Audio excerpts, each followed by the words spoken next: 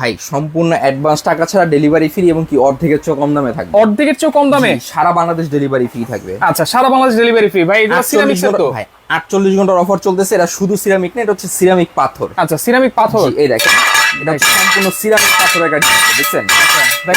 দেখেন সম্পূর্ণ সিরামিক পাথর। এইভাবে লাগতেছে, কিছু হচ্ছেও না, কিছুই হবে না। এই যে প্রিন্টের কথা যদি বলেন, প্রিন্টের কথা, হ্যাঁ এই দেখেন,